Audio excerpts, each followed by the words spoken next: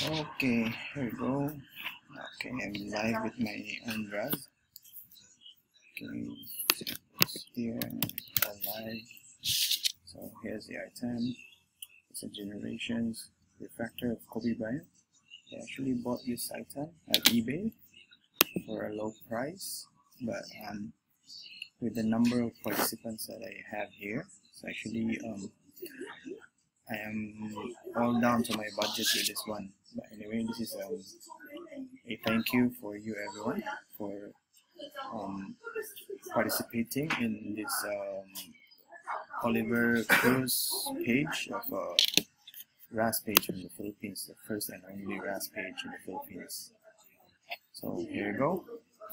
Just to let you know, guys, if you don't have PayPal, kindly send a private message to this guy, yung kalbo na si Sherwin Villaroman.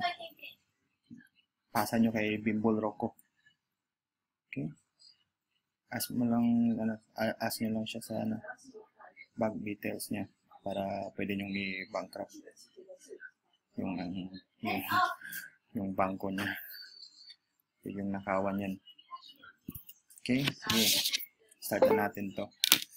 On the top si Bertrand. Last patch si Sherwin. Ano to? 12 unit RAS. So, nakalagay dito last time was dapat mag-reach tayo ng 25 spots. Tapos may dadagdag sana ako kaso hindi umabot. So, ito mga dagdag na to, cancel na to. Pero, kahit hindi umabot, i-run natin. So, swerte sa mga nakasali hanggang 12. Which si Sherwin nagdagdag siya ng isang slot. Okay, so copy-paste ulit. Copy. Okay, ayan. First spot, Bertrand. Last spot, si Sherwin. Okay. Roll natin yung dice. Dalawang beses. Lahat naman tayo dito. Kasali is Pinoy. So, no problem. Okay. Oh, so 6 times lang tayo sa randomization. Okay. 12. 6 times sa randomization. Umpisa tayo sa alas 9:03 ng gabi. So, yung una. Ito ulit yung item. Yan. Nakalagay na sa top loader. Ready na. First randomization, si Alvin yung nauna. Pangalawa, si Sherwin. Nasa gitna na tayo, kalagitnaan ng randomization. Si Alvin yung nauna. Sorry.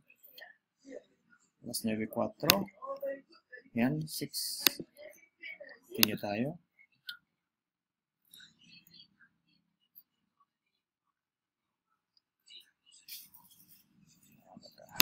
Tingnan natin na. Lagay ko ba yung live? Check ko lang. Okay, yan. Nalagay ko na pala. So, ito 4 times. Si Alvin ulit. 5th time.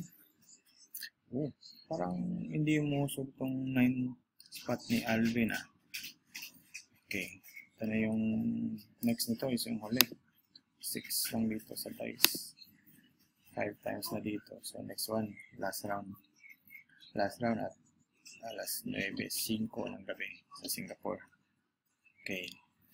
Sana ay mag-enjoy kayo nito. Tapos ang oras na to. Good luck sa inyo. Last one. May thrill. So ito yung 12 items. Talagang hindi umusog yung 9 spot ni Alvin. 6 times yung randomization. Nasa dice. Nanalo si Alvin sa 9 spot niya. Hindi umusog to ng ilang beses ah. Talagang may kasi yung pahipong kwet ni Papa Alvin. Talagang may gayuma yung kwet nito ah. Papa Alvin. Kana naman yung nanalo. Sa tayo. And congrats to Alvin Anido. Idol, dagdag mo na lang yung Shipping cost mo. Nakalagay yata dito. Nilagyan ko ba? Pag wala, patay na naman ako. Yun. Shipping cost, 200. Nagdag. Registered mail as usual. Pinapadala ko. Salamat sa pagsali at tayo ay nagtapos. Congrats, Papa Alvin. Yan. Tayo na.